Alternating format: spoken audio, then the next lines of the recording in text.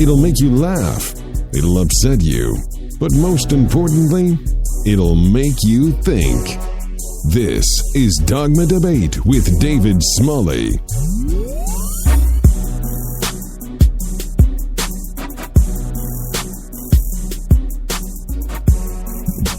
Today is Wednesday, January 20th, 2016. This is Dogma Debate. I'm your host, David Smalley. Today's show, yes, it's called Is Bernie Sanders Lying?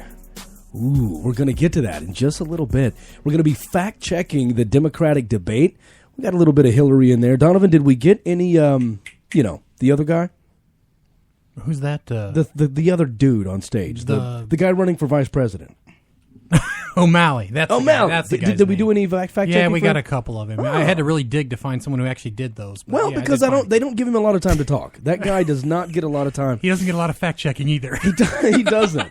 He doesn't. And I love how when they finally came back from break, unexpected, we'll give everybody 30 seconds to wrap up your thoughts. If you didn't get to say anything, you go first, O'Malley. Damn it! I didn't get a chance to think about it. That was pretty fun. Alex is back with us. Hello, Alex. Hi. How are you, man? Wonderful. We got some stuff to talk to you about later. We had a very special listener send us an email after seeing you at the Black Non-Believers Conference over the weekend, I believe. Yes. Right? Yep. And we got a very special email. We're going to share that email, and we're going to talk about that issue. Also, we've heard a lot about these politicians making tax claims. Bernie has said it. One of my biggest complaints about Bernie is tuition-free college for everyone. Yay, sounds great. Is it pipe dreams? Is this something real? Finally, he came out and said, we're going to pay for this by taxes on Wall Street speculation. And then he just keeps on talking. And I want to stop there and go, what the hell does that mean? What do you mean, tax on Wall Street speculation? I don't think any of us even know what that really means.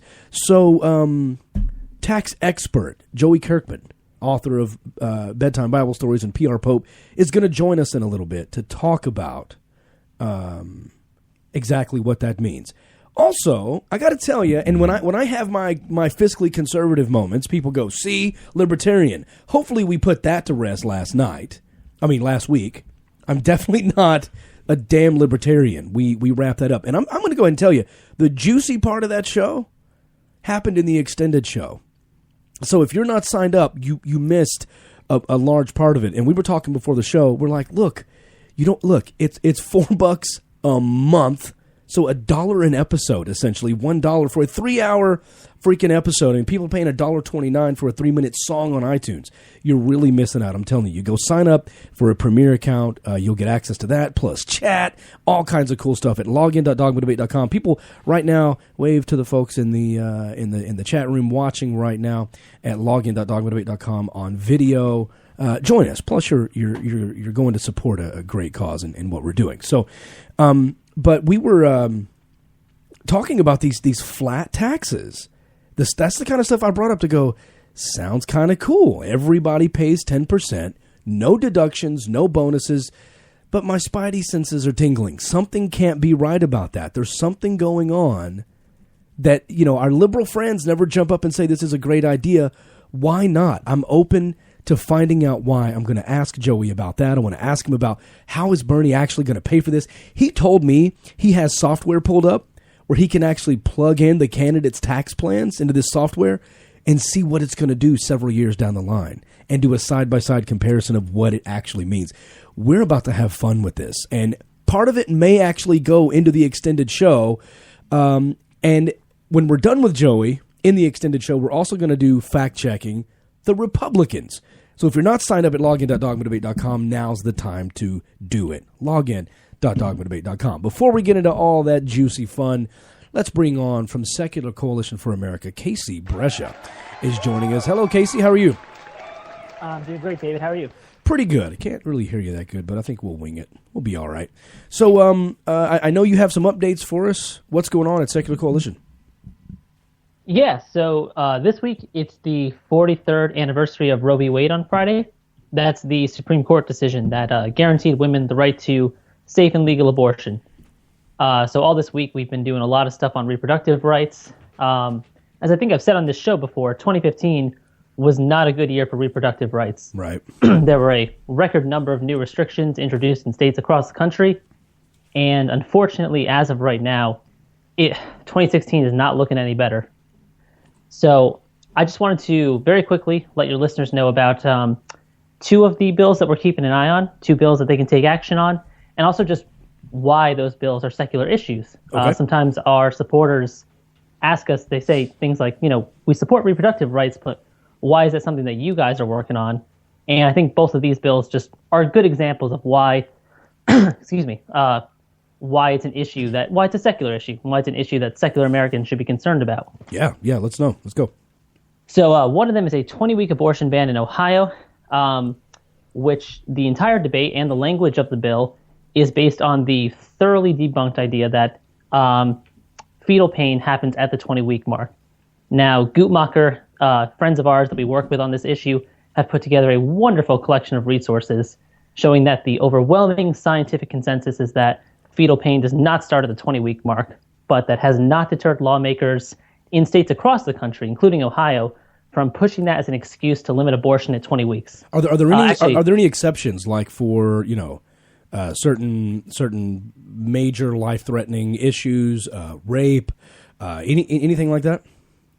I don't know about, unfortunately, the Ohio one. Okay. What I assume, because these bills do tend to be very cookie-cutter, is that there probably are medical exceptions. That's how they tend to be able to get this through. And I know that the North Carolina bill that unfortunately just passed did have exceptions for when it was the life of the mother.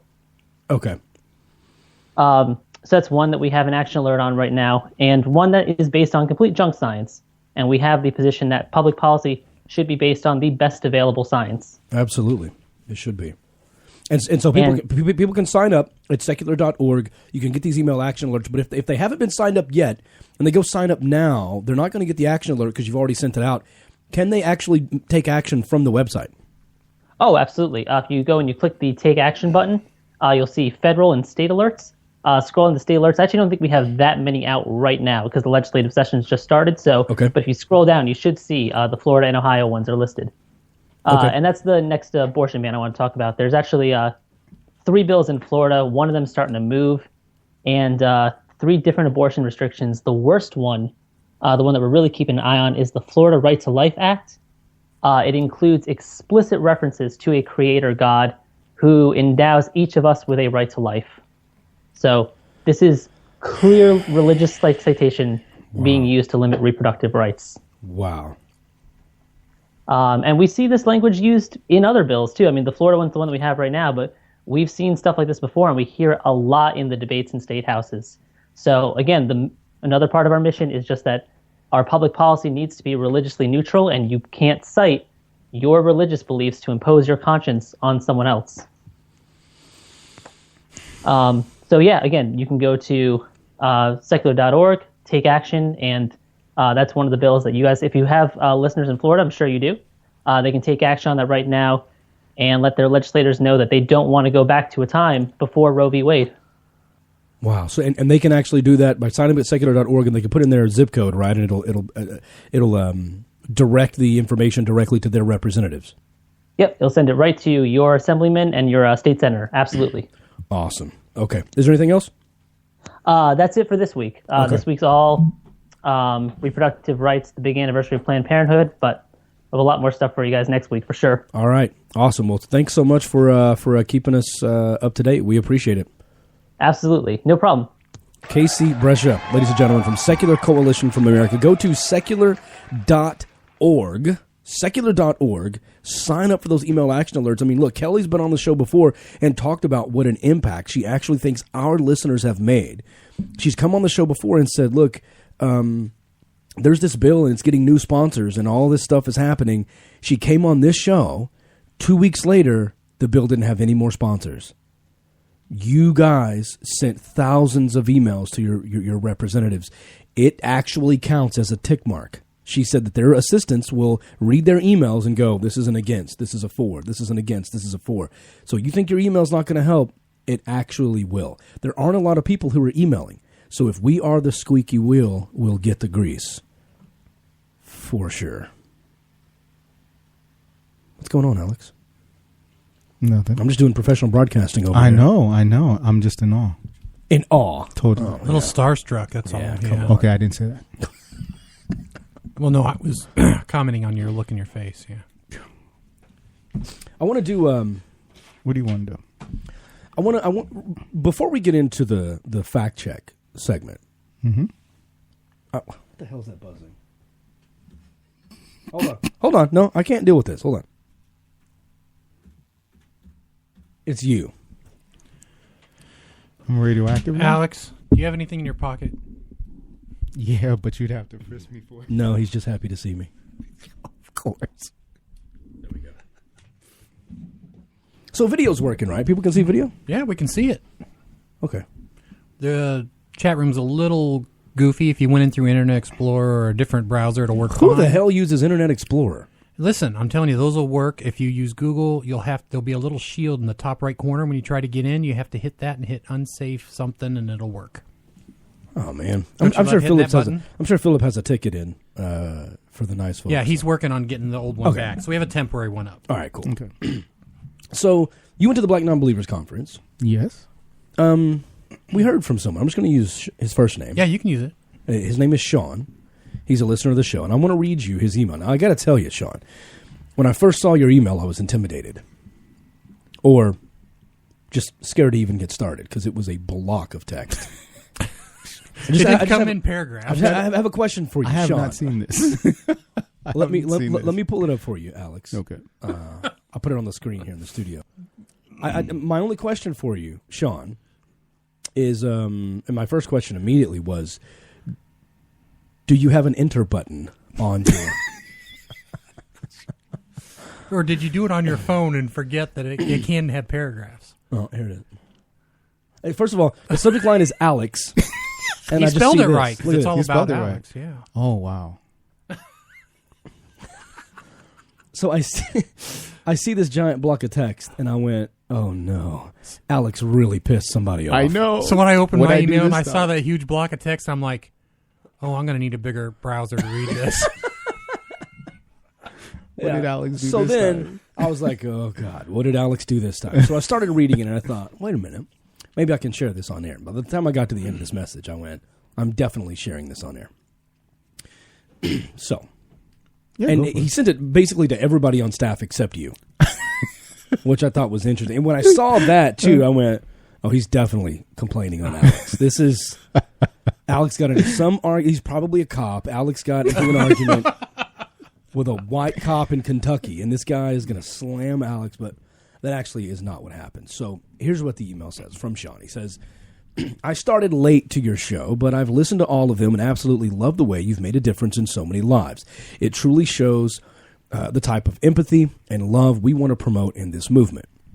And when they start with something nice like that, I'm like, yeah, but here comes the but. There's they're a gonna say, but. but you are a racist idiot. Like something's coming, right?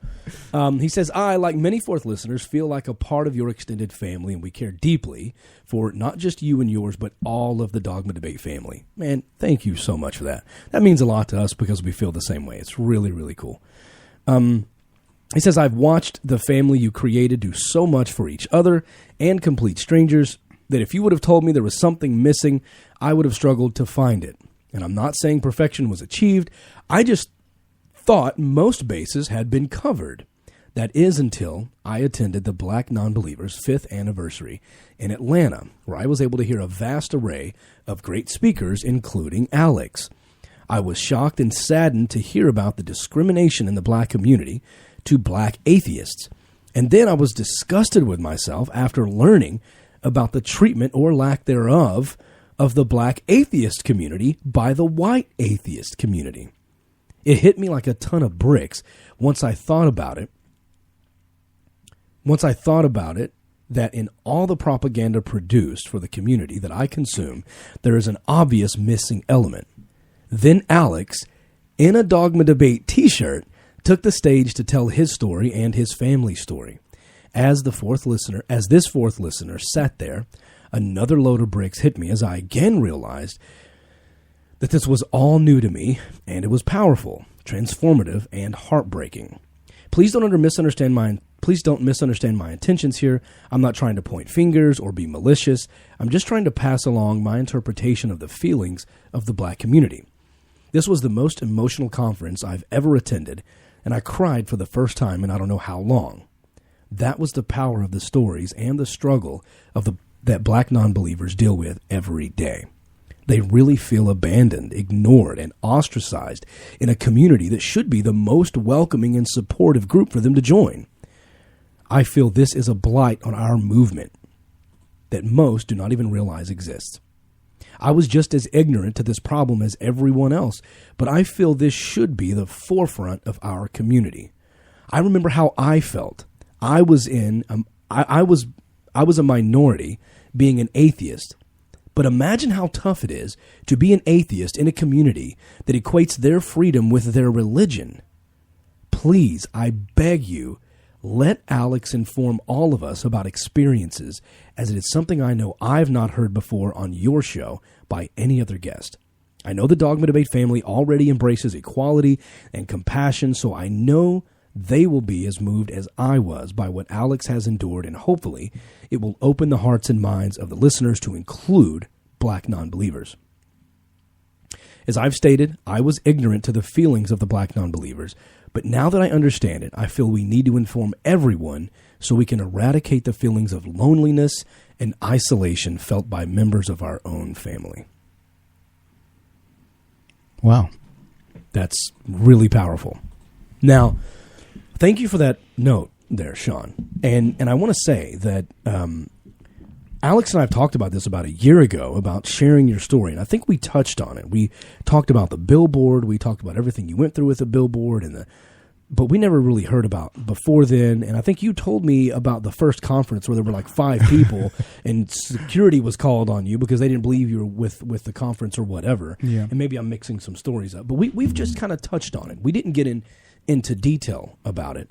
But on your own, several weeks ago, I mean, at least a month ago or more, you actually called me. And among the things you said to me was a thank you for allowing the Black Lives Matter stuff to be such a big part of Dogma Debate. And so I've kind of felt like we've done a pretty good job of having that voice heard. But according to this listener, we're missing the mark here. So I wanted to get your feedback on this. Well, there's, thanks for putting me on the spot there. Well, first, Sean, thank you for the note. You know, really, I'm glad that conference touched you. I had my story there, but Mandy and Bree and several of the other speakers there had very powerful stories as well, including a wonderful panel discussion with both the Latino, Hispanic American freethinkers and ex-Muslims of America was there as well. Great conversation on community building. And we actually talked a little bit about some of the difficulties with getting out there and in the community. But yeah, to the point, there's only so much that we can actually cover right. During some of our shows, right? And there are 2 kinds of people that I find that know me. The ones that know me almost exclusively through the show, and then the people that have known me before, because I've been doing this for a long time, right? The BN celebration was a 5-year celebration, great milestone.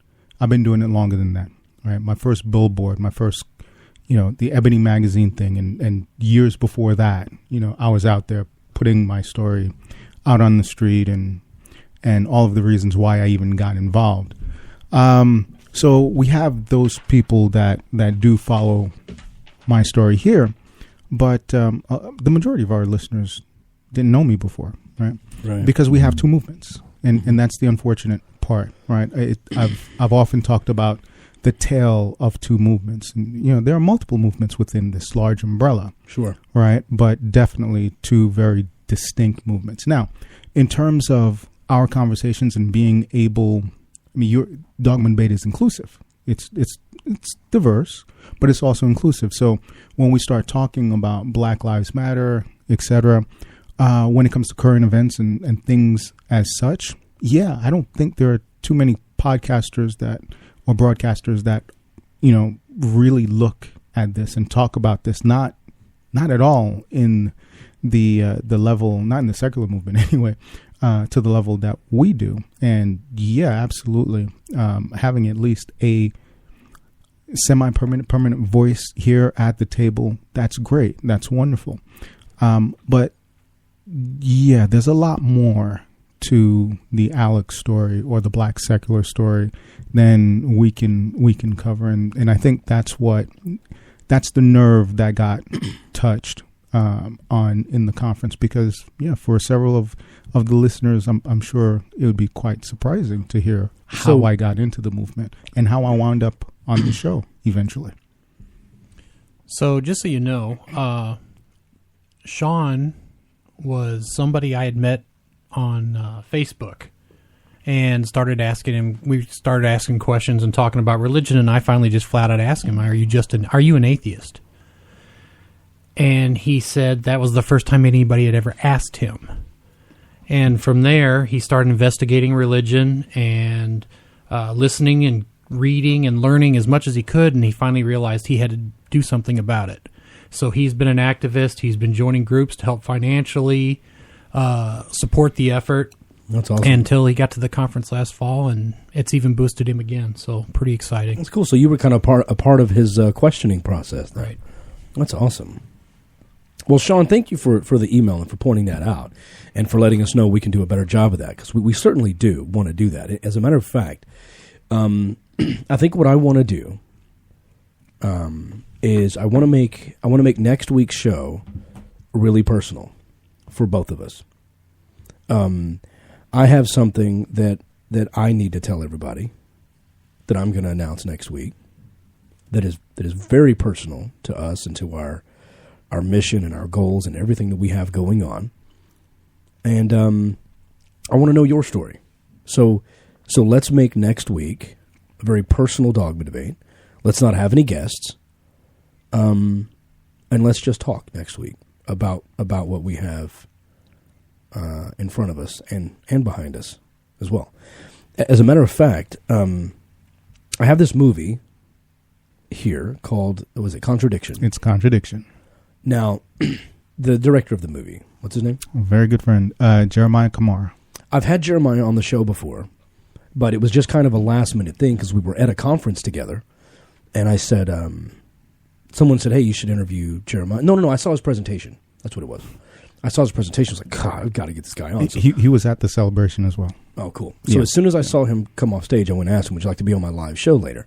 I never had time to watch the movie because we were right there at the conference, and I brought him on, and we talked about it. Him along with, it was Steve, the 9'11" comedian. Steve Hill. Steve Hill. Yep. We all know each other, though. Yeah. But you look nothing alike. But we're all related. We're all related. Yeah, totally. Are you not claiming me as family? Oh, yeah, totally. Yeah. Ugly stepchild. That's wrong, Alex. Okay, wait. You get to be the black sheep in the family. Actually, I'm the non-sheep of the family. 7 people just laughed because that was the name of my talk that I toured. Again, the non-sheep of the family. But what I would like to do is I've actually still never watched the film. I'd like you to come over next week. We watch the film I'm assuming the focus is why the black community it won't let go of religion. Is that essentially the kind of? Okay. I don't want to spoil it for you because it's actually very well done. Okay. Yeah. So where can they get it? Because we can have like a book club experience. They can go out and get the movie. They can watch it, and then we can. You should have probably talked to Jeremiah before we went on air. I'm sure. He'd totally be okay with this. I think it's just call him. So let's find out where they can download it or something, so they can watch Contradiction this week, and then together we can talk about it on the show. Share your story, talk about the film, and I can make the big announcement that I need to make next week. Is that good? Yep. So before the show's over, before we go into the extended show, even tell me where we can get this episode, or where we can get the movie. Okay. We're going to watch it on DVD here. I know people can buy it on DVD somewhere, but I want to know if somebody can stream it, because I know most of our listeners are going to want to stream it or download it somewhere. Yeah, let's see. It's contradictionthefilm.com. Can they stream it like Vimeo or something like that? I don't know if he's got it streaming yet. He does have the movie in IMDb, so it's there. Oh, I know it's there. I've Okay. seen a couple of cuts of it. All right, cool. Well, let's do this. Let's let's go ahead and do fact check your Democratic mama, and then we'll take a commercial break. And by then, we should have some answer as to where people can stream this Yeah. movie Yeah. that we're going to review next week. We're going to talk about it, and we're going to get really personal next week. Here we go. All those years of great advice and sweet, sweet lies. It's time to fact check your mama. Fact check your mama. Mama.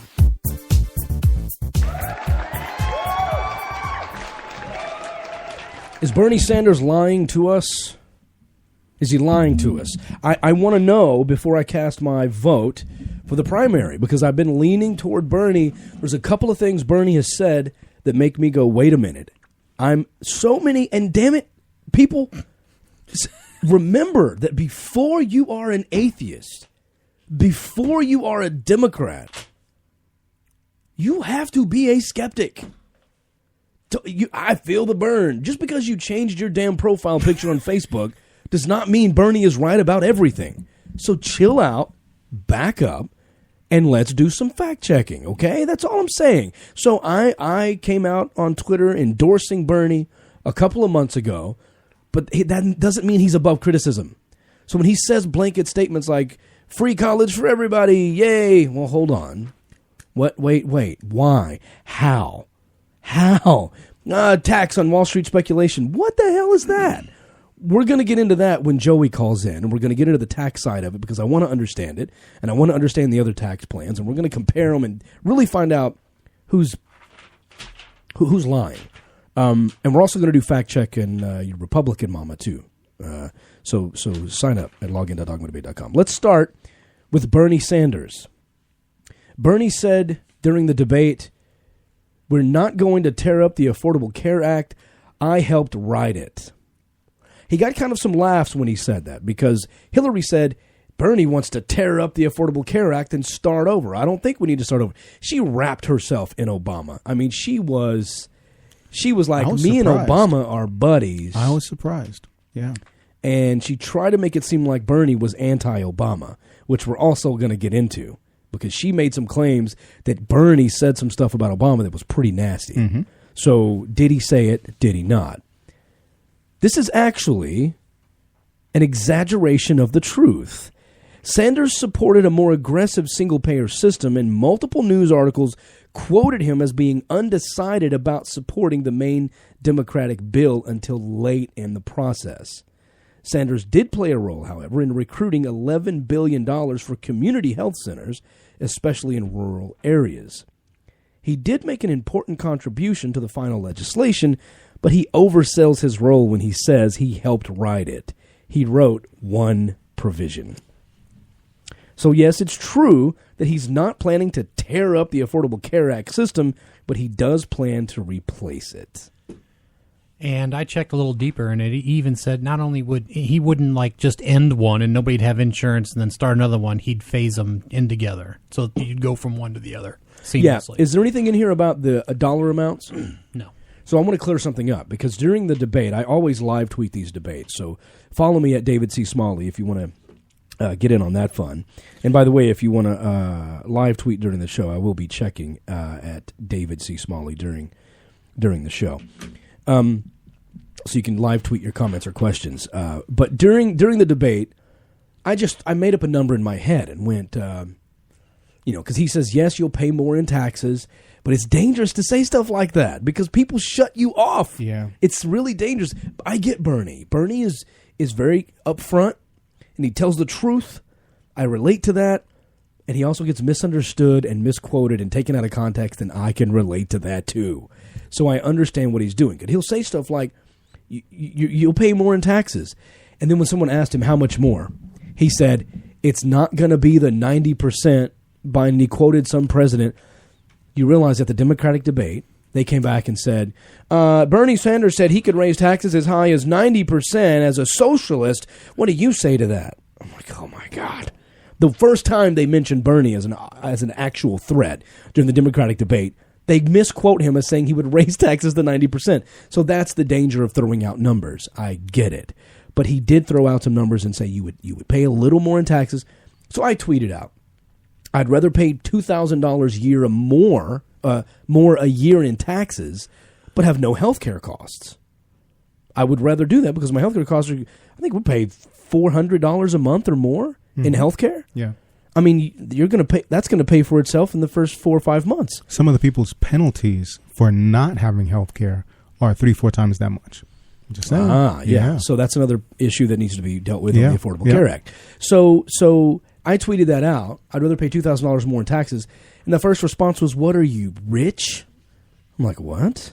You wouldn't pay near that. Apparently someone, I think the first number I saw was households who make less than $50,000 a year would pay $466 more in taxes and have free health care.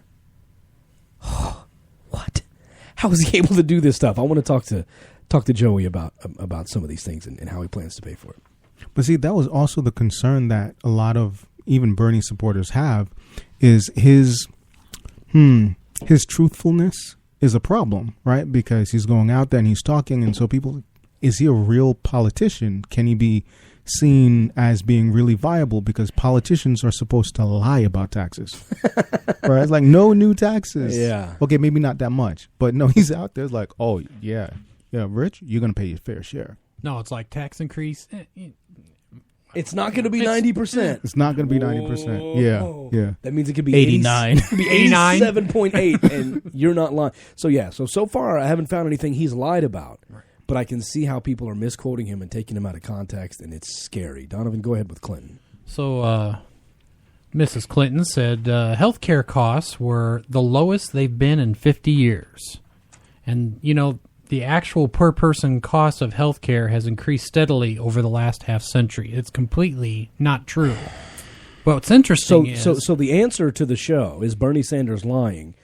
No, but apparently Hillary Clinton. Right. And so within, I guess, a few hours, they contacted all the fact-check places and put out a statement. The Clinton campaign admitted the candidate misspoke during the debate and was actually talking about the rate at which health care costs have been going up. It has slowed down dramatically. It used to increase much larger. And so that's what supposedly she was talking about. That's a side eye. You have to give her a side eye on that one. Yeah. Yeah. I mean, I could see where you got... I mean, we're going to hear a lot of things like that, but I don't know. I mean, look, I do live radio for a living, right? Stuff slips out of my mouth that I have to go back later and go, yeah, I could have worded that a little better. So I understand. I do it every week for up to 3 hours a week. I understand. Being on a debate stage for 2.5, 3 hours, that can be taxing. You get a couple, maybe. But I see a couple of falses on this page, so let's keep going.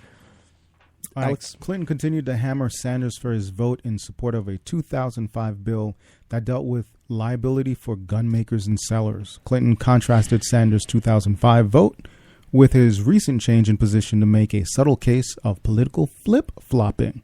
I am pleased to hear that Senator Sanders has reversed his position on immunity. That is true. After months of Sanders and his staff defending the 2005 vote during the current campaign, Sanders' position started to evolve 3 months ago. Sanders said in October that he would take another look at the liability question. This is consistent with a January 16th news release saying he supported a proposal to rescind the immunity provisions before Congress. Well, look, there was a complicated bill, and whenever he is challenged on it, he's like, well, look, if someone legally buys a gun, and again, a lot of people who don't want to like Bernie are already going, here come the excuses. Yeah. No, keep your skeptic eyeballs open and your ears open. What he's saying is, if someone legally buys a gun, and then they snap 7 years later, and they go do something illegal with that gun, you're going to go sue the people who made the gun? Why would they be liable? That, to me, is like suing Chevrolet for every car crash who has a fault of someone who happens to be driving a Chevrolet. Why is it their fault? If they make a product that works as it's supposed to, They shouldn't be at fault. Now, if they participate in illegal things or intentionally send their reps to gun shows so that they can sell a bunch of guns without background checks, okay, you're crossing some lines now and you need to be held liable. But I support Bernie's position here. I mean, I think to some degree you have to show culpability in it. And if I manufacture this pen, and Alex, you come to me and go, I would like to buy that pen for $8, and I sell you the pen, and then you walk outside and stab somebody in the eyeball with this pen, you should go to jail. What the hell do I have to do with this? I didn't know he was going to stab somebody in the eyeball. I wouldn't have sold it to him, right? So I don't think that they're necessarily liable unless they start behaving in a way that is manipulative and controlling. If that's the case, there needs to be some legislation that allows us to do it. So I'm not in favor of blocking their culpability, but I'm also not in favor of automatically making them liable anytime a crime happens with a gun. They would never get out of the courtroom. This is a complicated issue, actually. The bill is really complicated. Oh, the bill is complicated because they add so many things to it. And you know what? That's something else the general public does not get. That's something else that frustrates me is they will add so much crap to the bill. The bill will have one provision in there that's like, hey, we need to, help our soldiers get jobs when they come home. And that sounds great. But then 9 more paragraphs down, there'll be something in there about removing the household benefit for military vets and not allowing them to be paid for education and not allowing them to have the GI Bill to help buy a house. And the Democrats go, I'm not okay with this bill. And then 8 months later, you're called on the carpet during debate going, why are you against helping veterans? I'm actually for helping veterans, which is why I voted down that crappy bill, right? But you're held on the carpet for this. So I really wish they would break these things out into separate issues and vote on them line by line. But, God, that would take years, But let me ask you this question. So if a U.S. manufacturer creates guns and then sells it to an area that doesn't have controls, not very strong controls, knowing that... Wait, what do you mean sells it to an area? What do you mean by that? Well, let's say it is sold... in, let's say, Colombia or in Canada, why not? Where export might be, kind of sketchy, and they know that it can be smuggled back in the U.S. and then, of course, wind up on the streets, as many of them do, or through Israel, or through it usually happens through South America. Look, in the border. Look, right? Alex, if they know that is a gun manufacturer participating in behavior that they know could lead to something. Okay, but should they be immune? Should be because not in that situation. That bill. That's not what he said. What Bernie said during the debate is, I believe that if someone purchases a gun legally from a manufacturer, we should not hold that manufacturer accountable, and I agree with that statement.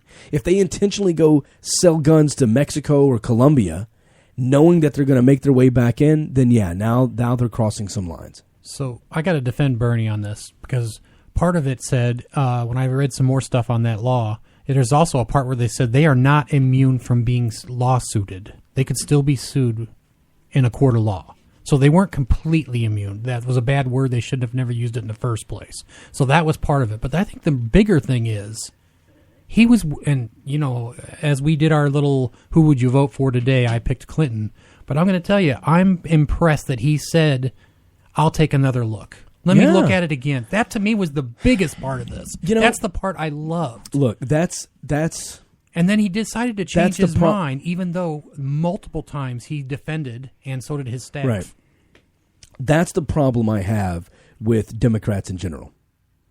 You want your candidate to be open to changing their mind. You want your candidate to be representative of their constituents. But if things change over time and someone evolves on an issue and changes their mind like Hillary did on gay marriage, you call her a flip-flopper. Why is it flip-flopping? She changed her mind for the better. That is a good thing. Her views now represent the majority of people in the Democratic Party. That's what she's supposed to do. So why is it bad that she flip-flopped? We can say, hey, it took you a little while to get there. Bernie's been there since 1986. I get it. You can use that as a one-up for Bernie, but that's not bad for Hillary that she flip-flopped. Now, you can get into her motivation for it. You can say, well, she only did it because Bernie released a plan, or she only did it to get votes. Okay, say what you will, have your own opinion. I don't know. But don't get mad at someone for flip-flopping when they change their mind. They are supposed to be representatives of us. And if we change our minds, which all of us have on these issues, they should be allowed to too. So I don't think it's bad that Bernie is willing to go back and look at it. It's a good thing that Bernie's willing to go back and look at it. And look, people in the secular community, people in the liberal community, we've said for years we want people that have science-based decision-making when it comes to values, science-based decision-making when it comes to legislation. So look, if the science supports it, he's going to go, you know what, let me go back and take a look at this. Aha, you're flip-flopping. What the hell? No, he's not. He's evolving. That's what we all should be doing. So to me, flip-flopping is where you go back and forth, back and forth. If you just change your mind once, that means it looks like you changed your mind. Yeah, that's a big deal to me. That's Mitt Romneying. Yeah, that dude right. will flip whatever it takes to get a almost vote. in the same in the same conversation.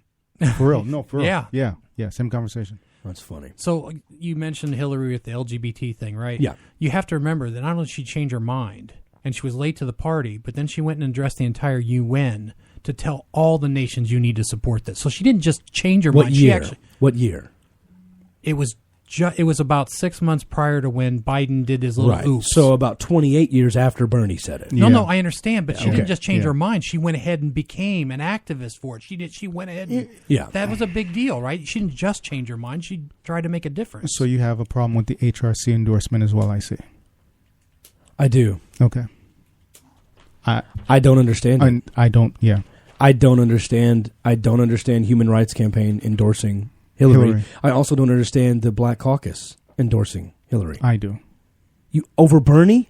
No, I understand it. I don't agree, but I understand it. Okay, that's another. That's different. That's different.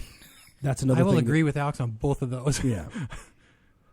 All right. Clinton said when Sanders said he had always supported background checks, Clinton countered. Now this is talking about guns. That he had voted for what we call the Charleston loophole, referring to the June killing of 9 African Americans in Charleston, South Carolina church. Well, this is actually mostly true from Clinton. In 2015, accused shooter Dylan Roof was able to buy a gun after the waiting period had lapsed, the result of a clerical error when the FBI sought records from the wrong local law enforcement agency about Roof. Whether more time would have made a difference in catching the error remains unknown, but Roof was able to purchase the gun legally after a 3-day period expired. Sanders voted against federally mandated waiting periods, not for a provision that sets a time limit on background checks. Sanders' votes don't line up precisely as Clinton presented them. Interesting. Where are people going to get their facts if not this show? You got to come here. Yeah. We have Donovan. Damn it. Donovan goes and finds this stuff, okay? All right, Donovan, you're up next. Oh, okay. I guess I'll do this one. No. Alex, can you do this? I'll do this one. I will definitely I would like do to this hear one. your feedback. So, Clinton said 1 in 3 black men may well end up going to prison. Of course, the answer to that is false. She was obviously using her husband's numbers. That's outdated. It's a projection based on the 2001 incarceration rate for black males that assumed the rate would remain unchanged. In fact, it has declined. However, yes, Alex, ALIX at No, it has declined. It has. So it's not as high as 1 in 3. I tried to find the difference. I couldn't find it. I really did try. Okay. That's okay. You're fired. There's a lot of numbers that go around, and no, it's not 1 in 3. That's a ridiculous number.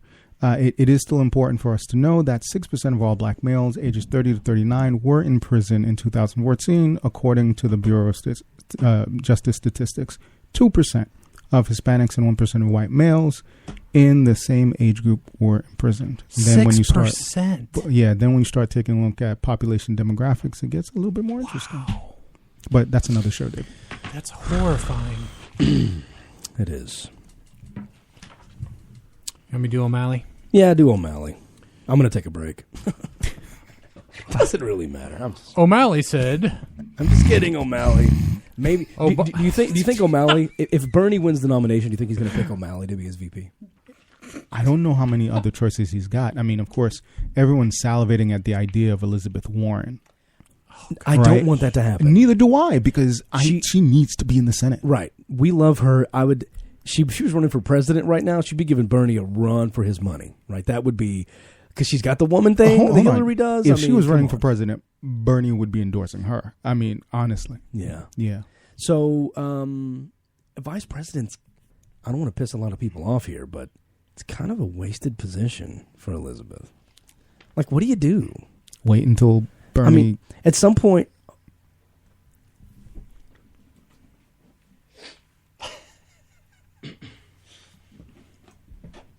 But yeah. No. I think Elizabeth Warren really needs to be in the Senate. She does need to be in the Senate, Alex. Yes. All right. O'Malley. Alex, I need to see you in my office after the show. O'Malley said, Obama made us more energy independent. That's not true. There was a rise in domestic oil production and drop in imports is due mainly to advances in drilling technology and not government policy. How many times do we have to say Obama doesn't control the gas prices? How many times do we have to say that? Well, but whenever Republicans say our economy's in the gutter, we always go, "Hey, under Obama, gas is cheaper." We use that for credit. So don't. I mean, fine. You got that accent nailed. Yeah, man. it's You really always do. in here. Look, I fight back that accent every time I speak. It's always ready to come out. Always. My pen doesn't fit in my glass. Thanks, Obama. Cookie. You didn't see that, Alex? Obama tries to dip his cookie Yes. in milk, but his cookie's too Yes. big, and Obama says, "Thanks, Obama." You know, I have that problem as well, trying to get things to.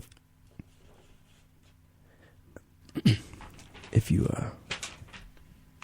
pour your you need milk, a break? if you pour your milk in a bowl, you can fit all the cookies you want in there. You haven't seen the size of my cookie.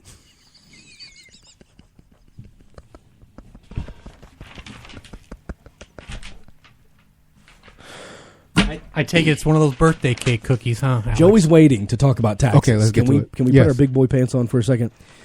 Sanders declared, unlike Clinton, "I don't take money from big banks. I don't get personal speaking fees from Goldman Sachs." Bernie Sanders, are you lying? This is true.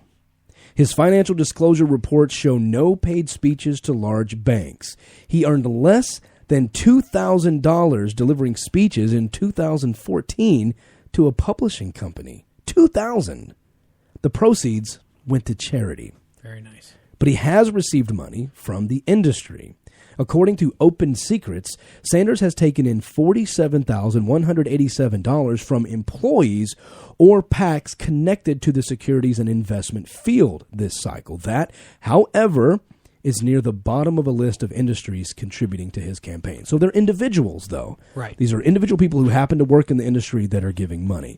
Clinton, meanwhile, has taken in about $5.6 million this cycle from the securities and investment field. Dude. In addition to a $600,000 Almost speaking fee $6 million from Goldman Sachs. Yeah. Never say I'm biased Are you doing this. kidding? I dug the extra one up just for you guys. Wow. Near $6 million. Wow. Alex, do that last one so we can get to the good one. Okay, O'Malley claimed that we haven't had a new agenda for cities since Jimmy Carter was in office. That's false. Former President Bill Clinton created a plan called Hope 6 to overhaul public. Wait, was that Housing. Roman numerals? Did you have trouble with that? Yeah, I was just like, who uses those? Oh, sorry, I should have done that for you, No. Alex. I didn't know I was going to have Totally to. did. No, it was Greek to you. No, I understand. It's all. It was Roman to him. Thank you very much. No, I know what Alex did in his head. He was like, a plan called Hope 5+1 to overhaul. Because that's how we were all taught to We all read do those it. exactly. Overall public housing via 5, the Department 6. of Housing and Urban Development in the early 1990s. We got to get through this. In the years since its creation, the program has distributed billions of dollars in grants to cities throughout the country, which is true. I know that. Nice. There All we go. right, Donovan has the last one. We don't even have access to it. Donovan? After this commercial? No. Okay, this is a good one. Are you telling me to turn the damn music down? No, that's all right. Clinton says Senator Sanders called him weak, disappointing, referring to Obama. Yeah. So This there's was actually aggravating. there's actually a meme going around, or it's actually a GIF of her talking. and him slowly like wrinkling his eyes, going like The real "What?" side eye. Yeah, like, are you? It's The side by side is awesome. It is awesome. It's funny. So when I heard that, I was like, that's either true or false. That's not Yeah. going to be confusing. He either said that about Obama, and that's a hit against him because you know what? Democrats love them some Obama. Yeah. And she's trying to say 4 more years of Obama, right? She's wrapping herself in Obama. And if she can make Bernie appear to be anti-Obama, she's going to get the nomination. Yes. And the Black Caucus has already endorsed her, and the Human Rights Campaign has endorsed her. Grumble, grumble, grumble. Yeah. So this could be really, really bad for Bernie. Donovan, this is the one I don't have on my paper. Did know. he say that? Did Bernie say... I'm not going to tell you I whether need it's to know. true or not. I'm going to let you guys decide. Fine, we'll tell you in the after show. Sign up at login.dogmadebate.com. That's just wrong. No, tell Yeah. him. All right. Come So she also went on to say he even in 2001 publicly sought someone to run in a primary against President Obama. So now we have two things: disappointing and weak, and he was endorsing somebody else, basically, right? That's what I hear. Yep. All right. So this is where Clinton got all this from. Fox News. No, it wasn't Fox News. Okay, I don't know if she's a fan. You Oh never wait, know. what Tom Hartman show? What's that on? I don't even know what that is. Where is the Tom Hartman show? I'll look it up. All right, think so it's here we go. In July, I'll do research for you, sir. You're fired. I'm just trying to run a live radio show here. I'll you know type it that's for what you. Tom Hartman does. Radio show. In July 2011 on the Tom Hartman radio program, Sanders said, "I think there are millions of Americans." Tom who are-" Hartman is progressive, by the way. Go ahead. Oh, did I interrupt you? Excuse me. It is your show, supposedly. I think there are millions of Americans who are deeply disappointed in the president who believe that, with regard to Social Security and a number of other issues, he is one thing as a candidate and is doing something very much else as a president, who cannot believe how weak he has been, for whatever reason, in negotiating with Republicans, and there's a deep disappointment.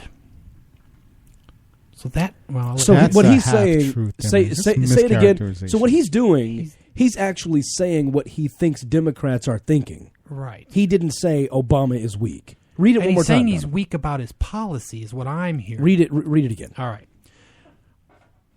I think there are millions of Americans who are deeply disappointed in the president, who believe that, with regard to Social Security and a number of other issues, he is doing one thing as a candidate and is doing something very much else as a president. Who Okay. Well, cannot. Okay. Well, look, that's my mom. My mom's a Democrat, although she's religious. She voted for Obama, and Social Security is a big deal to her. She's in her 60s. So she now regrets her vote for Obama and says he said he wasn't going to touch Social Security, and as soon as he was trying to pass Obamacare, he offered it up on the table to be traded Yeah. in exchange to pass Obamacare.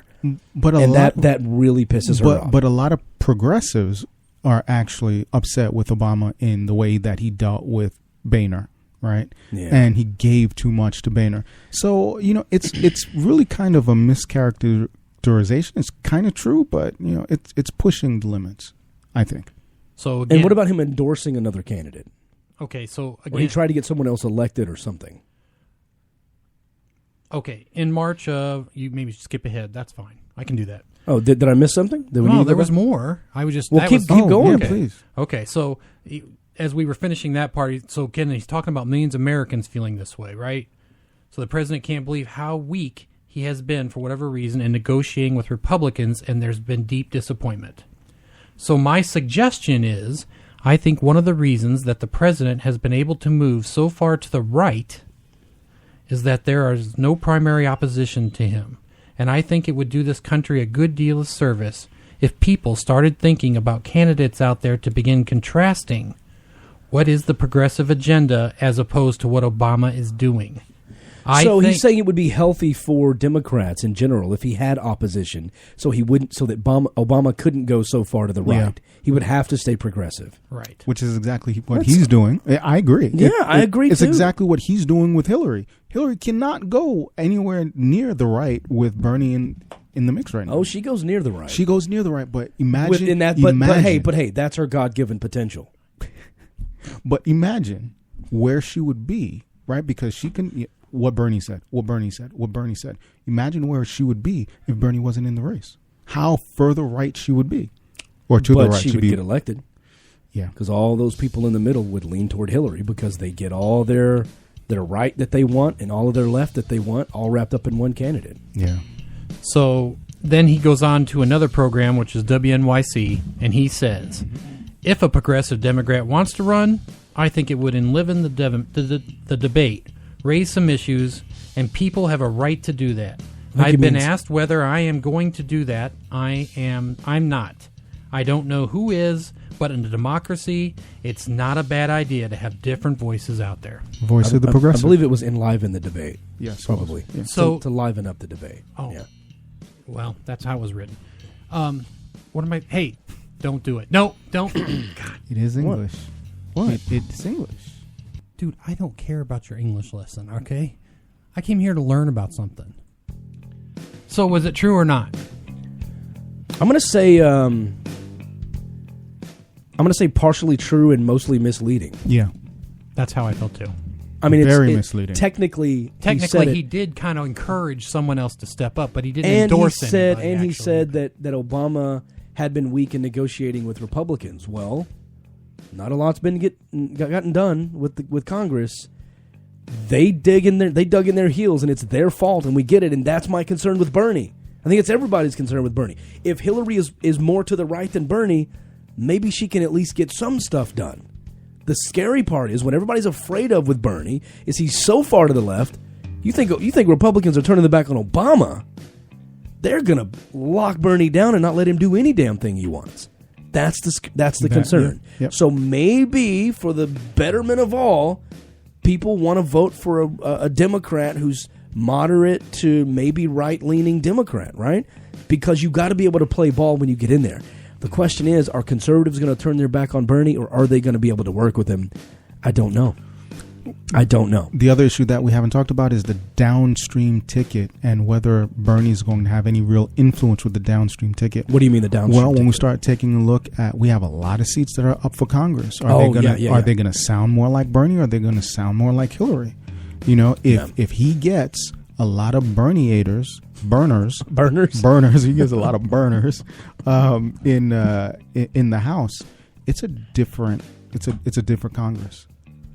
It's a different political revolution. Well, I know when I vote, I'm definitely going to have a burning sensation.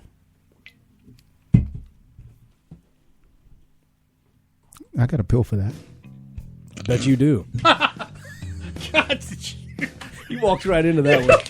Thank you for fact-checking our Democratic mamas. We will be fact-checking Republicans later on in the extended show. Be sure to sign up at login.dogmadebate.com. Coming up next, we're going to get into some of those tax plans with Joey Kirkman right here on the show. Why are you scratching, Alex? That's professionalism right there, guys. What we have here on this show is professionalism. I don't know if you've noticed that or not. You walked right into that, Alex. You know, you gotta do that. I'm really curious as to the Republicans. God, is there 9 pages of the Republican? I know, right? Those guys are we bad. Could probably get through War and Peace faster.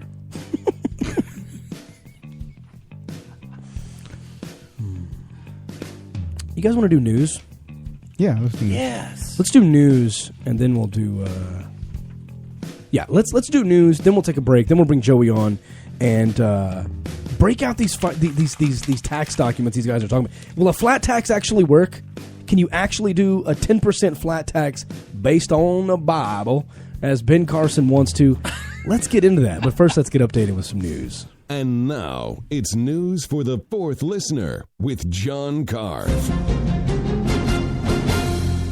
This is News for the Fourth Listener, brought to you by Secular News Network and sponsored by Tiny Thinkers, science books for kids. The campaign is already publishing its first book with 2 to go. You can help change the world and enjoy some great rewards, including one where you can have yourself or your child drawn into the book. All that and much more is available at GoFundMe.com/TinyThinkers. Glenn Beck is apparently a psychoanalyst. He loves to analyze the president from afar. Glenn has decided that the president has daddy issues. Listen to what he uses as his basis for that claim. So as I'm doing my research, I look at the art on the wall. The president could pick anything. He has the same paintings, much of the same paintings that George Bush had. He took the West Texas paintings down, but he just kind of moved the things around. And I thought to myself, the guy doesn't even know what his own art is. There's nothing in him that says, this is who I am. It was stunning. Because if you go back and you look at the old Oval Offices, they're all different. His has George Bush's art in it.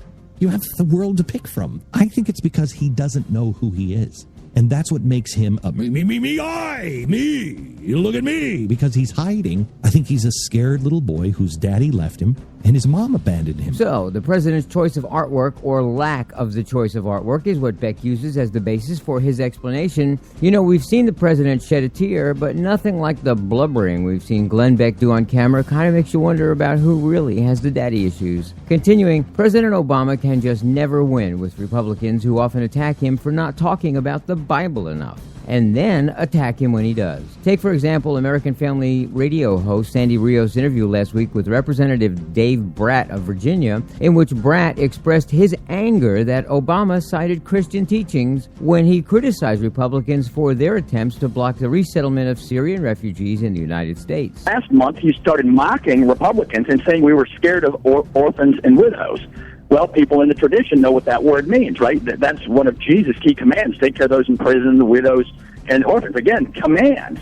But he's using the Christian tradition, and he's trying to bring about compassion by bonking Republicans over the head with the Bible. So our side, the conservative side, needs to re-educate its people that we own the entire tradition. So apparently only conservatives can quote the Bible because they own the Bible and its traditions, even though many of its traditions predate the Bible itself. Finally, as you probably know, Sarah Palin has officially endorsed Donald Trump. News that Trump announced by calling Palin a friend and a high-quality person. One of the things I most admire about her is that she took so much nonsense, lies and disgusting lies, and she handles it so well. She's tough and smart and just a great woman. So it's an honor to be with you today. I must tell you that, Kevin. Could you see maybe picking up the phone, giving the governor a call, picking her brain on some things, or perhaps having her along in some official capacity? I mean, I'd love that, because she really is somebody that knows what's happening, and she's a special person. She's really a special person. Special is exactly the word I would use to describe Sarah Palin. So, this week, Glenn Beck doesn't like President Obama's art in the Oval Office. Dave Bratt believes that conservatives own the Bible, and the Donald thinks that Sarah Palin handles lies very well. You may facepalm now. This has been News for the Fourth Listener, brought to you by Secular News Network and sponsored by Tiny Thinkers, science books for kids. The campaign is already publishing its first book with 2 to go. You can help change the world and enjoy some great rewards, including one where you can have yourself or your child drawn into the book. All that and much more is available at GoFundMe.com/TinyThinkers. For Secular News Network, I'm John Carr. If God exists, he would have got rid of commercials years ago. Download Dogma Debate with no commercials by signing up at login.dogmadebate.com. Dogma Debate. Dogma Debate. Dogma Debate. Dogma Debate. Dogma Debate. Dogma Debate. Dogma Debate. Dogma Debate with David Smalley. The original totalitarian proposition is that we can refer all our difficulties, all our wishes, all our desires, all our hopes, all our dreads and fears to an unalterable dictatorship, a celestial North Korea in the sky that supervises us from dawn till dusk, that subjects us to constant surveillance while we're asleep, before we are born, after we are dead, and that not until we can get rid of this diseased desire for dictatorship, this hatred of our own freedom, this wish for tyranny in our own heads, do we stand the smallest chance of emancipating ourselves, our children, our allies, our friends, our comrades, and our descendants from the horror, the hell of dictatorship and mass murder in the here and now. I rest my case. Thank you. Here's an excerpt from Mum, Dad, I'm an Atheist, by David G. McAfee. It is the same highly regarded concept of an afterlife that allows misguided religious people to justify the mistreatment of those who disagree with their religious ideologies. They are simply trying to protect you from eternal damnation in the afterlife by condemning you, insulting you, and even disowning you in this life. It is not to say that becoming open about your disbelief is always going to be met with these negative reactions, and, in fact, that is precisely what this work is hoping to prevent. But it is important to understand that if you experience negative reactions from religious kin, it is probably a result from the religion's teachings, and likely not from any personal vendetta or hatred. Find this audiobook and many more at atheistaudiobooks.com. The facts you won't hear in church.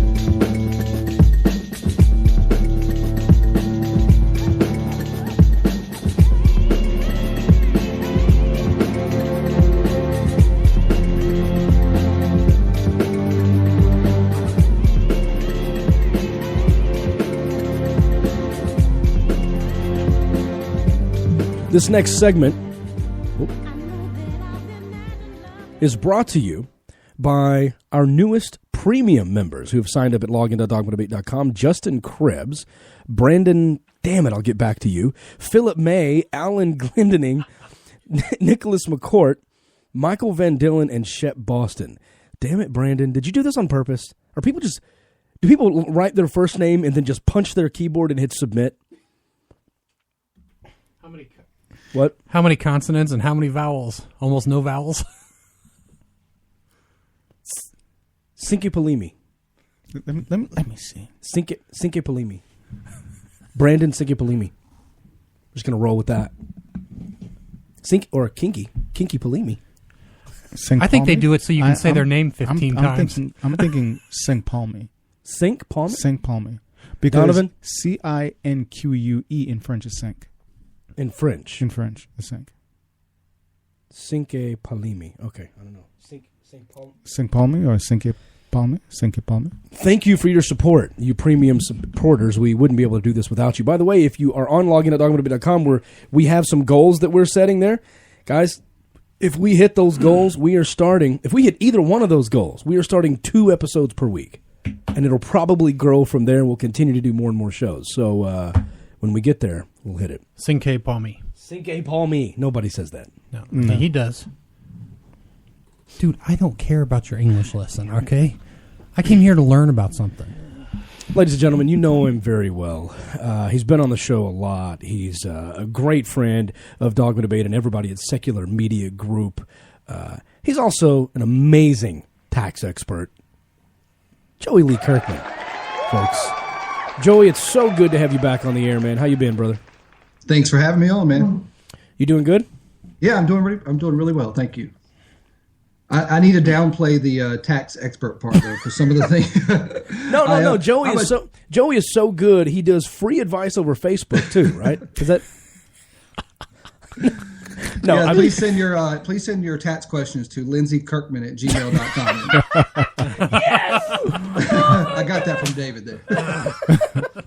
Oh, she's gonna punch you so hard in the throat. In that case, please send your tax questions to Brandy Madden at dogmadebate.com. That's awesome. No, so don't go drive Joey crazy. Yes, he's a genius. Yes, he knows all about taxes. But the guy does this for a living, and he does taxes for a living. And you're not even. Are you taking on new clients? Are you wanting new business? Are you open for new business? Okay, wait. You've called me an expert and a genius. You have totally set me up to fail during this. Because all of that is BS. Not until the extended show do we drop the S-bombs.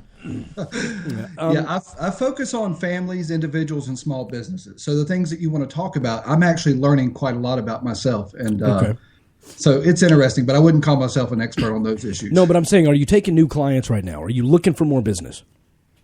If you are extremely organized, I am taking on new clients. But if you are like David Smalley, get the hell out of my office. All the receipts stuffed in one little box. Receipts? I'm just taking pictures of stuff and texting it to him. He's like, you're driving me nuts, Smalley. No, Joey, thank you for being here. And folks, please don't go blow up his Facebook asking him your tax questions. One thing I realized early on when Joey joined the Secular Media Group team was that what we think are simple tax questions are very, very complicated issue, because every one of his answers would be, it depends. Is this for this or is this for this? And how many is this? And what's the percentage of this? And it's not a question. It's a 45-minute conversation. So please be respectful of his time and don't blow up his Facebook. There, Joey, that's the best I can do. You know what I've done, and I've created this way around it. If you want a consultation, I charge a small nominal fee. And if I end up doing the tax work, you get that refunded. And no, it's not an inflated price where I discount it later. You actually get it refunded, and you would notice it. So okay. I've adapted that way. So hopefully that will help this year. Okay, cool. Very cool. So let's get into the reason we brought you on here, man.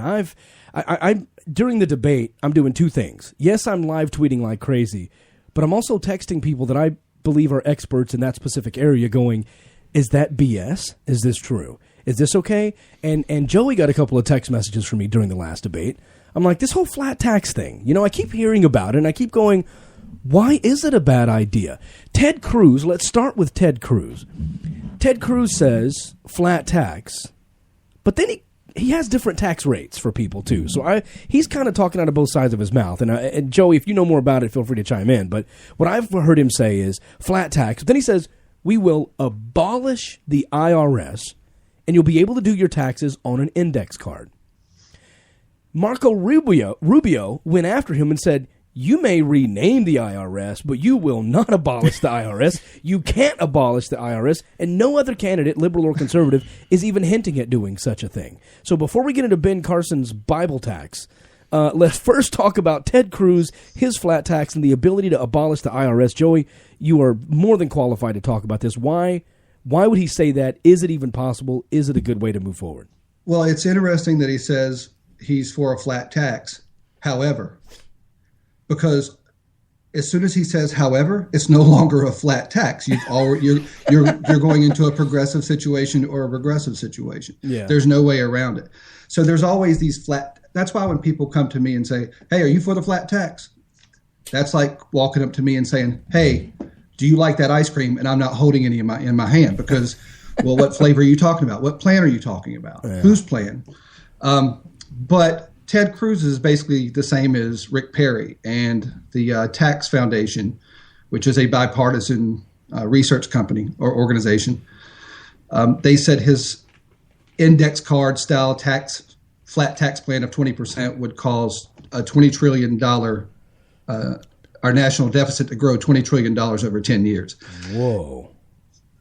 So these guys really do not know what they're talking about. But he's always talking about cutting spending. Why would he introduce a tax plan being conservative and run us up a $20 trillion well, all of the debt? Flat tax plans that are promoted by Ben Carson, all of these guys, all of them have at least a $2 trillion deficit. Ben Carson's goes on up to $5.6 trillion over a 10-year period. Okay, so hold on. Let's start to break this down. And I know taxes are complicated. If I ask some stupid question that requires a lot of research, just tell me. You can't answer that. Lots of research. Okay, but I don't know enough about it to even ask the right questions.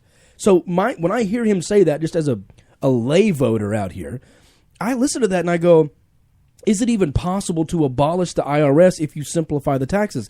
If you get rid of all these deductions and say no more special deductions for this and this and this and this and this, because if your tax rate is 29%, and what that's what you want to do. Well, I did pay mortgage this year, so I get taxes on that, and I paid some student loan debt, so I get tax breaks on that, and I have 3 kids. And I've been taking care of my grandpa here lately, and I can claim him as a dependent. You start looking for all these loopholes and deductions. So if you get rid of all the deductions, there's a flat tax. It's super simple. Why couldn't we abolish the IRS? Who's going to enforce the flat tax?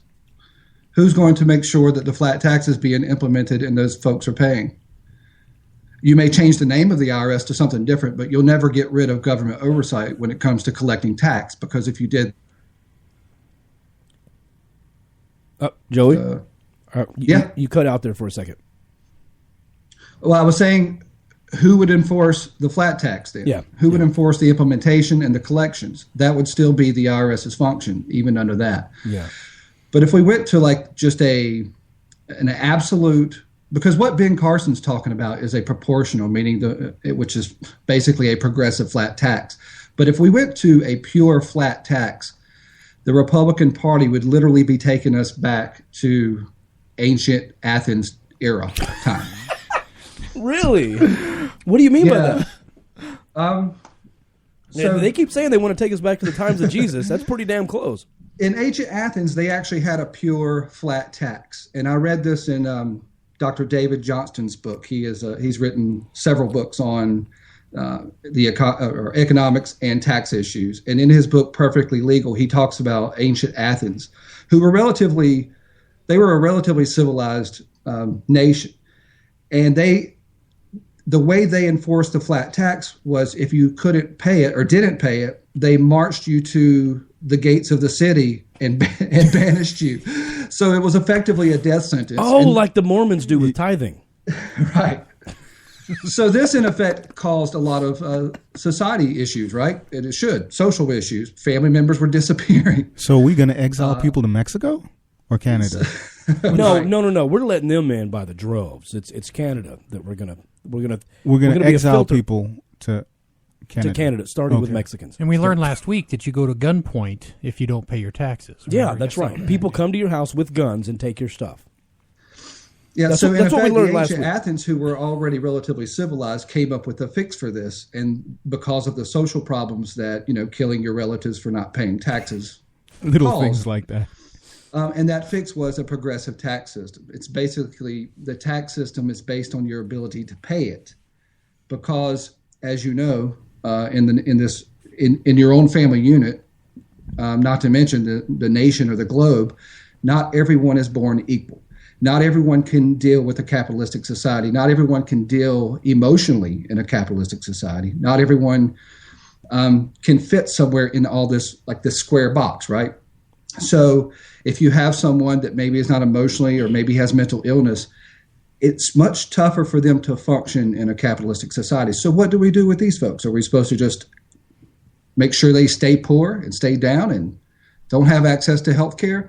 So a progressive tax system fixes these types of issues. And if you ask me, it's the foundation of a civilized country. You've talked about that before, Joey. We were on a private call, and we were talking with another individual who hadn't paid their taxes for several years. And we were talking about the importance of why you should and why you should be okay with it. And you brought that up. And I don't mean to put you on the spot, but you said something along the lines of taxes are what keep us civil. And I brought that up in my discussion last week with the libertarian in saying that that's what helps us live in a civilized society. And I was kind of channeling my inner Joey, but I didn't know that much about it. Can you talk a little bit about that, about why taxes actually keep us civilized? Sure. Like, our tax code is complex. And I think what we were talking about is you hear the rhetoric that it's a complex system and it's 10,000 pages. Therefore, we should abolish it and put it all on an index card, right? Mm-hmm. Well, the reason, or one of the major reasons that why it's complex is because we live in a complex society. We live in, we don't live in a small nation like, take Israel, for example, where we just export a few things and import a few things, and we have a little bit of technology, maybe some information and data to sell. America exports, I don't even know the number, but we export thousands and tens of thousands of different things. We export oil, we export cars, all types of manufacturing, data, information, education. People make trinkets. We export all kinds of stuff. So in a complex society, you need a complex tax code to deal with it. For example, we're discussing these issues right now through the internet. I'm on Skype. Without government tax-funded grants that went to universities to focus on, say, NASA programs, we wouldn't have the internet right now. So there's all of these unintended consequences that come from our tax money being collected in a progressive system and being, as some people like to call it, redistributed. You also talked about, during that conversation, you said something along the lines of, if we didn't have a progressive tax system, the poor would stay absolutely poor. Sure. And the rich would continue to get richer. And what would happen is people would start resorting to things like violence and the rich would just have to build up higher walls to keep people out. And, having a progressive tax system is what stops people from going, I'm starving to death, I'm about to kill your family and take what you have to feed my family. And that's where we get uncivilized. So you made a really good point about that as to why people paying what they can afford to pay helps things stay civilized and people don't turn against each other as much. Yeah, I mean, I'm going to feed my kids, aren't you? And I'm going to do it. I'm going to work hard and try to do it the right way. But if I'm put in a position by a financial sector or Wall Street to where they've stolen my access to education or my access to work, and I can't work to feed my kids, you know what I mean? I'm going to find a way to feed my children. I'm going to find a way to survive. And so a lot of times, like with earned income credit, when they talk about the flat tax, if like a 10% flat tax on, say, the working poor, all the way up to a 20% flat tax on the rich. What they're leaving out there is that a lot of the working poor families and middle class families have access to a lot of deductions and credits, such as the earned income credit, educational credits, that bring their tax rate actually down to a negative rate, which is called your effective tax rate. And these flat taxes wipe that out. So a family, just for example, a family of four, 2 parents, 2 children, making roughly $40,000 a year would qualify for earned income credit somewhere in the neighborhood of $3,500. That's a lot of money when that comes in the form of a refund check at the end of the year. Yeah. And what does that lower middle class family do with that money? They pump it right into our economy. And so because they have a negative effective tax rate, so let's say they're negative 10%, and you put everybody on a flat tax 10%, their taxes just went up by 20%. Yeah. Absolutely, which is a huge hit to a family of 4 that's making $35,000, $40,000 a year. Wow. That could turn their refund of, say, $3,000 into owing $3,000. Oh man, yeah, flat taxes suck. So what they try to do with the flat tax plans is say, well, we'll put a base in. Well, now you're in a progressive tax plan. You've already started a new tax code. So a progressive tax plan. This is Alex. A progressive tax plan stops armed revolution. Right. So through wealth distribution or redistribution, it actually stops revolution. I wouldn't call it redistribution of wealth. It's definitely redistributing money, but it's not necessarily people's. We're not always going after the wealthy. Lower middle class pay taxes. Yeah. We pay payroll taxes. We pay sales tax a lot of times. But yes, it does stop a lot of that, just like the food stamp program. Stops violent revolution. Absolutely. And when we bailed out Wall Street to the tune of $1 trillion, that could have paid for food stamp program for America for 25 years. And you know what? I wish I would have had you last week. Did you hear the show last week when we talked with the Libertarian? I'm sorry, I was traveling. Okay, so you at some point you had brought up, and I know you were very public whenever your daughter was going through surgery and everything, or else I wouldn't have brought it up. But you had brought up during that conversation with that guy about where taxes go. And people go, I don't even want my taxes. I shouldn't have to pay. That's theft. You're stealing from me. And it got personal for you because you said, look, that money goes to, look, the surgery my daughter just had to save her life was discovered through grants given by our federal government to scientists who found this. Like these tax dollars are very, very important. Right. Private businesses can't sit down in their board meetings and say, let's put $10 million over here on this long shot and see what happens. Right. They have to pay attention to their profit and loss statements. But the government can. The government can invest money in these long-term investment goals for society for the good of society as a whole. The government can do that, and that's where you get a lot of these medical advancements, scientific advancements. I mean, no one was who's going to now they are with crowdsourcing, but before crowdsourcing, no one is going to send $1 billion to NASA. What are they going to get out of it? There has to be a profit motive. The government doesn't need a profit motive always to fund research and development, and that's been a wonderful thing for the world. That's awesome. So let's do this real quick before we go to the extended show. I want to know about Bernie's tax Yes, he's plan. a liar. Wall Street's the truth tellers. Wow, summed it up right here. That's Oh, wow. no. So you said you had software where you could compare tax plans. Is it a lot of info to plug in, or can you quickly compare Ted Cruz's plan with Bernie Sanders? Okay, it's not software. It's actually on the taxfoundation.org. It's a page that they offer, and you click on the candidates' names, and you can add how many ever you want, take away, and then read below how they size up together. Okay, so let's just real quick look at Bernie versus Ted Cruz, and I want to see what this looks like. And then, Joey, if you've got time, stick with us in the extended show. I want to talk in detail about this, about how Bernie says he's going to pay for tuition through a tax on Wall Street speculation. I don't understand what that means. I want you to stick around and explain that to us in the extended show. And if you want, you can play along with us in the fact checking, Republican mama. All right. So, yeah, that'll be fun. So but before we go though, I do want people to see the difference between Bernie's tax plan and Ted Cruz's tax plan. And then I'd like to swap Ted Cruz out with Ben Carson and see how Bernie, because look, I know it seems weird right now, but we very well could have a Bernie Sanders versus Ted Cruz election. Okay. So, well, for your listeners that are listening live and they'll be listening later, just go to taxfoundation.org /comparing, or you may just want to Google that, and you can pull this up yourself. It just hints on it's a one-liner for each one, so it's nothing in depth. So if you're talking about income tax rates on ordinary income, it says that Ted Cruz establishes a flat rate of 10% on all ordinary income, and he increases the standard deduction to $10,000 per filer. What's interesting about that is, it's, like I said before, it's no longer a flat tax when you give standard deductions. Bernie Sanders establishes 4 new brackets.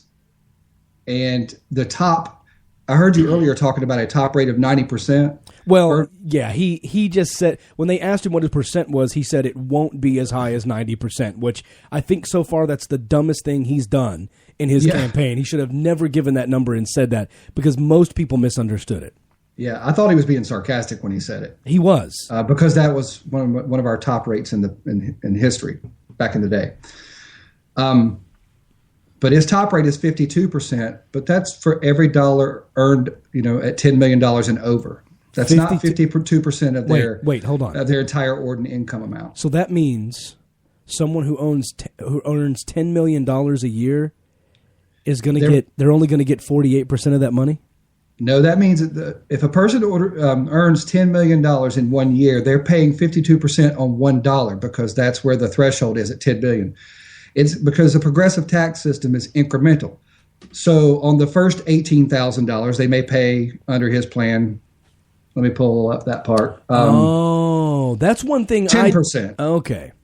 And at the next level, from $18,000 to $75,000, they'll pay 15%. But by the way, we're saying they'll pay. We're speaking in these are marginal tax rates. These are not the effective tax rates. Remember that. These are just the marginal tax. This is the starting point. Well, what does that mean? That means before deductions and write-offs and all that? It means, for example, let's say a family of 4 makes that $40,000 we were talking about earlier. Yeah. They fall into a 15% tax bracket. That's their marginal tax rate. Now we plug in the standard deductions, the personal exemptions, any credits they qualify for, and their effective tax rate could end up being -6%, -10%. So even though Bernie Sanders, if you looked at his plan next to Trump, say for someone making $40,000, and the Republicans will spend this way, it shows Donald Trump putting them at a 10% tax bracket, which is true. And Bernie Sanders has them at a 15% tax bracket. But Trump takes away the credits and deductions and the exemptions. Ooh. So you're screwed. So there's no earned income credit or any of that stuff. It's all gone. Correct. That's why when Republicans spin this stuff on Fox News, I get angry because they're lying and they're hurting the working poor and they're hurting minorities. And even the lower middle class and middle class get hurt, and even some in the upper middle class. The filthy rich benefit by far over these flat tax plans. Wow. So is Trump saying a flat tax too?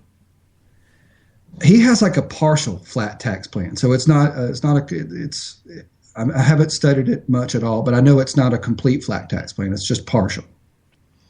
Wow. So, okay. So whenever you compare, say, Ted Cruz to Bernie Sanders, what do we have there?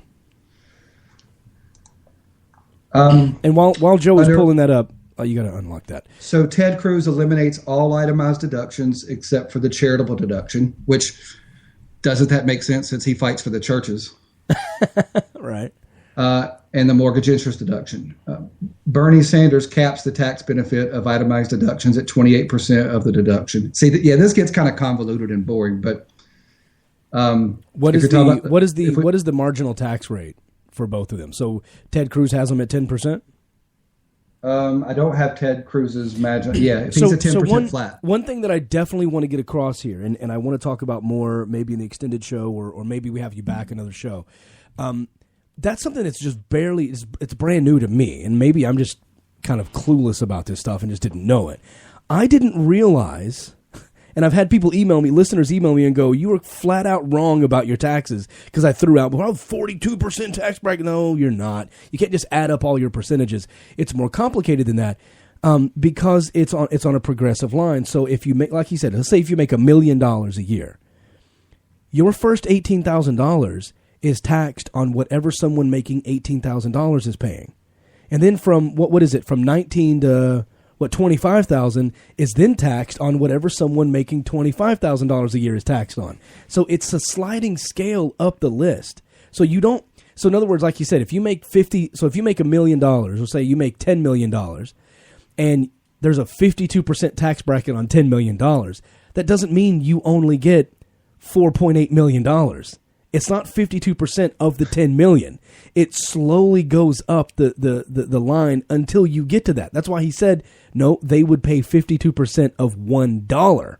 Everything else under that would be assigned to those respective tax brackets. Is that the best? And remember, it gets even more nuanced, because then we have to move to the effective tax rate. How about this? Don't answer the question, obviously, if you know it with a number, but I'll ask Donovan and Alex and you.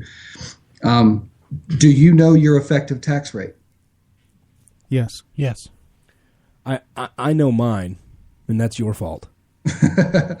Okay, so if you know your effective tax rate,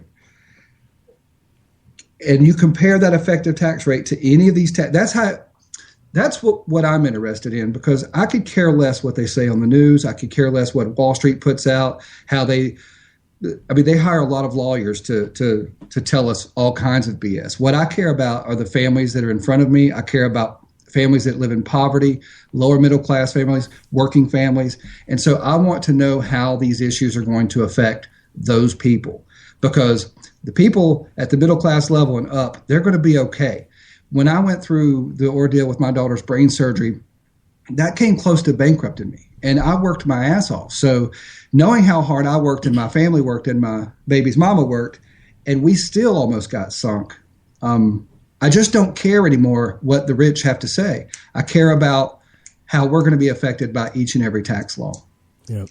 So if you know your effective tax rate out there, if you don't know it, find out what it is from your tax professional, and then compare it to any plan that's put out there. And by that, you don't mean the marginal tax rate, which is whatever. If you make $50,000 a year and you're in a 20-something or 26% or whatever the tax bracket is, not that, not what it just says. Your effective tax rate, meaning after all your deductions, what did you actually pay of your taxes? That's what he's talking about when he says effective tax rate. Joey, this stuff is huge. I don't want you to go away, but if we keep going on much more longer, iHeartRadio will not list this episode. So we have to cut out right here. Okay. We're already at 94 minutes, so we've got to cut out. Otherwise, iHeartRadio won't play this. So join us in the extended show at login.dogmadebate.com. We're still going to keep going, so join us in the chat room too, and on video if you want.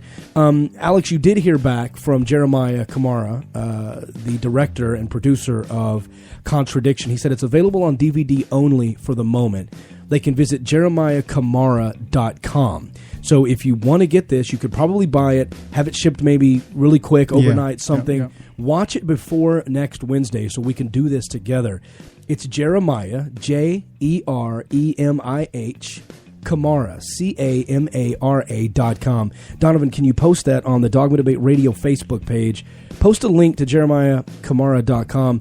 We'd really love people to go grab that on DVD and watch it so that you can be a part of the conversation next week. We're going to get really, really personal, not only with Alex, but with me as well. We're going to have a major announcement next week that we're going to be letting everybody in on, and we're going to be talking about how we're going to move forward with this new concept we're dealing with. So join us right now. The conversation continues at login.dogmadebate.com.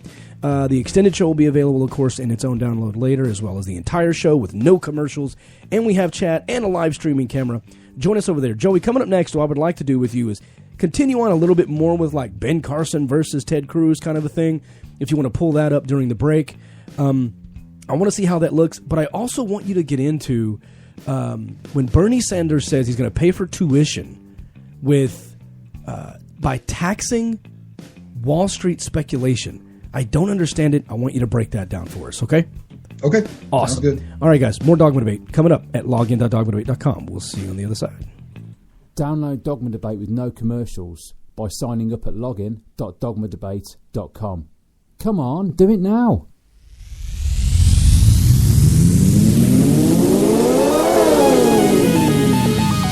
Here's an excerpt from Baptized Atheists by David Smalley. I stood in the warm holy water at the First Baptist Church of Everman in a small town in Texas. And Pastor Mike said to me, "Do you believe Jesus Christ died for your sins so that you may enter the kingdom of heaven?" I nervously responded, "Yes." He continued, "Then you are hereby saved in the name of the Father, the Son, and the Holy Spirit." As the water covered my eyes and face, and my breathing paused, I briefly questioned my answer. I think I believe in God. But how can one man's death result in the salvation of billions? And how does killing the innocent pardon the guilty? Upon breaking the surface of the water, I continued to ponder the agreement I had just made. I was walking up the steps out of the baptistry, draped in a pure white gown, soaked from head to toe, as water was dripping with each step. The crowd was cheering, but I had never been more confused in my entire life. What had I just accomplished? I thought to myself, why should that tragedy of Jesus' death have to take place if God were in control? Why would a righteous God demand the blood, torture, and death of anyone, let alone his only begotten Son? Most importantly, I thought, why haven't I thought about this before now? I suppose I had just gone along with everyone else because I thought it was part of life. And I'd always been taught that if you ever said you weren't Christian, then you were immediately bad. Getting baptized was just something boys did, like going to school and shaving for the first time. I never really thought about it with a free and open mind before. As others were being baptized and the ceremony was being completed, I realized the pastor must have seen doubt on my face. He leaned close to me and lightly said, "You know, son, you can't just say you believe. You have to know it to be true in your heart." That changed everything.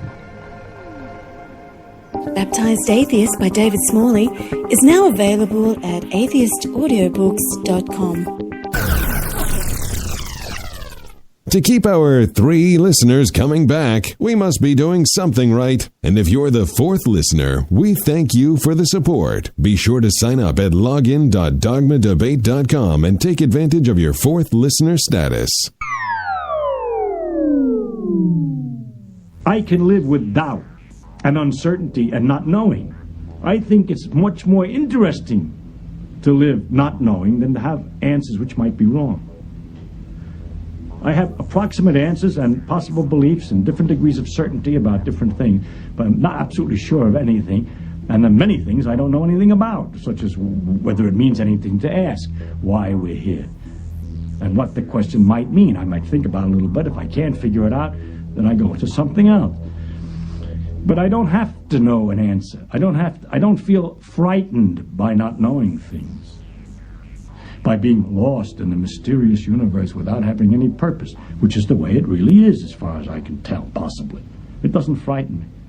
If you've been missing Dogma Debate, man, it sucks to be you.